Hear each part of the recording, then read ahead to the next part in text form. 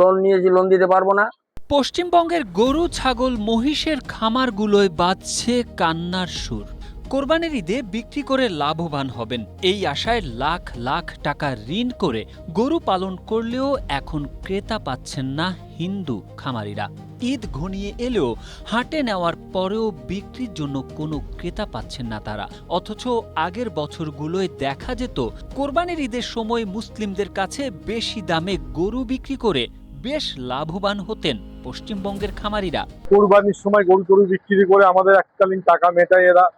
এবার সেই কোরবানি ঈদও চলে এসছে, আমাদের হিউজ অ্যামাউন্ট এনার কাছে পাওনা পাই। তিনি তো এখন হাত তুলে দিচ্ছে, দিতে পারছি না, আমি মাল তুলতে পারছি না, মহাজন পেমেন্ট করতে পারছি না। স্ট্রবেরি সুপার ডটেড ও ক্লাসিক ভ্যারিয়েন্ট সেন্সেশন জাগুক শিহরণ। আমাদের নতুন যে মুখ্যমন্ত্রী হয়েছে, এখন বেচা কেনা সব বন্ধ করে দিয়েছে। আমাদেরও লেবার, আমাদেরও অসুবিধা হয়ে যাচ্ছে। কাজ বন্ধ হয়ে গেলে আমরা খাবো কি? আমরা তো না খেয়ে মরে যাবো। মূলত ভারতের পশ্চিমবঙ্গে বিজেপি সরকার ক্ষমতা গ্রহণের পর বিশেষ নির্দেশনায় প্রকাশ্যে গরু জবাই বন্ধ হয়েছে।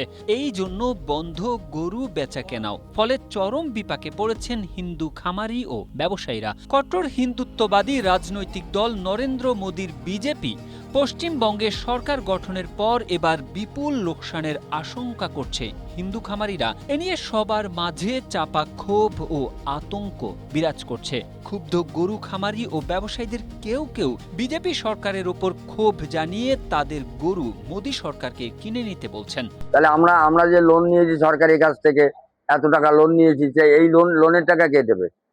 তাহলে সরকার আমাদের লোন মুকুব করে দিক, যে না যত লোন নিয়ে আসে সব মুকুব করে দিক, আমরাও গরু ছেড়ে দেবো। আর কি করবো, মাঠে ছেড়ে দেবো। মুসলিমরা যাতে গরু জবাই কিংবা ঈদুল আজহায় কোরবানি করতে না পারে সেজন্যই বিজেপি সরকার এমন পদক্ষেপ নিচ্ছে বলে অভিযোগ পশ্চিমবঙ্গের এক ইমামের।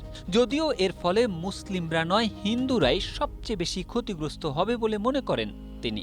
আমাদের ঘোষ ভাই, হিন্দু ভাই একটু গরু বিক্রি করে 4টো গরু খরিদ করে, তো এ নিয়ে তো আমাদের হিন্দু ভাইদের তো উন্নতি হয়। যদি সরকার ব্যান করে দেবে তো মুসলমানদের কোনো ক্ষতি হবে না, এই সব ক্ষতি আমাদের হিন্দু ভাইদের হবে। জানা যায় আসন্ন কোরবানির ঈদের আগে গরু ও মহিষ সহ পশু জবাইয়ের ক্ষেত্রে ১৯৫০ সালের আইনের শতভাগ বাস্তবায়ন করতে চাইছে মুখ্যমন্ত্রী শুভেন্দু অধিকারীর রাজ্য সরকার। অর্থাৎ নির্দিষ্ট স্থান ছাড়া অন্য কোথাও পশু জবাই নিষিদ্ধ করা হয়েছে এরই মধ্যে। Tarek Ahmed, Asia post.